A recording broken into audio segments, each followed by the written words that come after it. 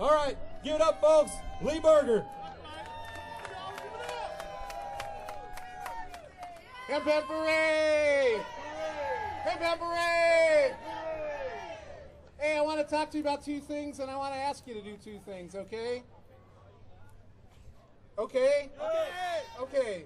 The first thing is that, I'm a proud member of the NORML Legal Committee, National Organization to Reform the Marijuana Laws. And our legal committee is about 450 lawyers nationally, and we look after folks that are charged with cannabis-related offenses, and we do education and outreach and other stuff. But lately, the leaders of NORML, Alan St. Pierre, the executive director, and Keith Straub, the legal counsel, have been making public statements that aren't really what NORML's about. Alan's been saying, for example, that medical marijuana is a sham. NORML doesn't think medical marijuana is a sham, but Alan says that publicly. Keith says, 5 nanograms, that's okay. That's probably a reasonable level for driving under the influence, and that's not NORML's position at all. NORML's been fighting hard to make sure that there aren't, per se, driving under the influence laws passed. And so what I'd like you to do, the first thing I'm going to ask you to do, is I want you to write to Alan and Keith. It's alan@norml.org, NORML.org, and Keith at norml.org, NORML.org, and let them know that you heard me talk about this, and ask them to knock it off, to quit saying stuff that's not normal, okay? Can you do that for me? But that's not what I'm really excited about.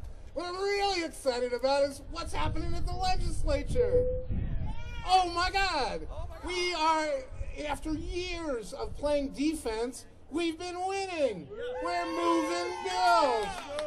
And I'm also here on behalf of Compassionate Oregon. Compassionate Oregon is Anthony Taylor and what's her name? Cheryl Smith, the director of Compassionate Center in Eugene.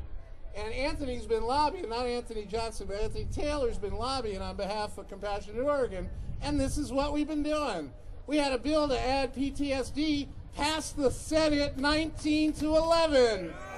There's going to be a hearing in the Health Committee in the House on the 15th, and then it's going to pass the House. And then the governor's going to sign it, and then we're going to have PTSD finally as a condition that will qualify patients in Oregon. Yeah! I caught up with Russ Belville about a week after he stopped working with NORML and said, what should we do? Russ, in the session, Russ said, it makes me crazy that in Washington, because this is before it was legalized, sort of, and not sort of before, but sort of legalized, and Idaho, and even Utah and California all have misdemeanor marijuana laws, but in Oregon, if it's less than an ounce, it's a violation, but more than an ounce, it's a felony, and any amount of hashish or hash oil or honey oil or anything that's derived from the plant is a felony no matter what the quantity is.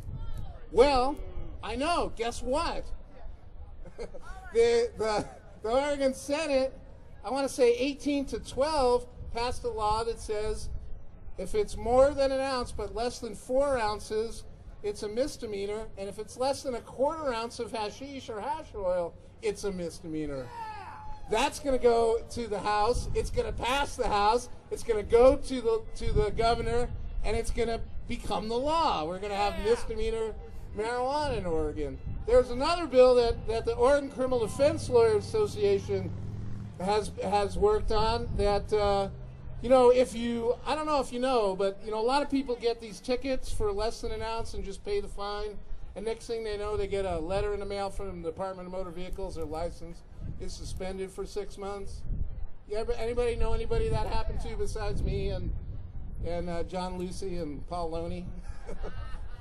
Know anybody? Well, anyway, trust me, that happens. And it's wrong. And the Oregon Senate voted, I kid you not, 24-6 to make it that the license suspension can't happen anymore for less than an ounce. And that bill is going to go to the House, and it's going to pass the House, and it's going to get signed by the governor. It's going to become the law in Oregon. We are through playing defense.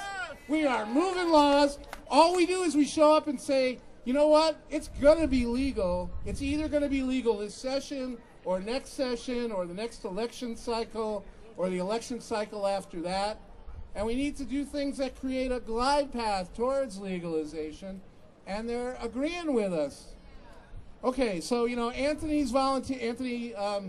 Taylor is volunteering his time lobbying. I've been volunteering my time.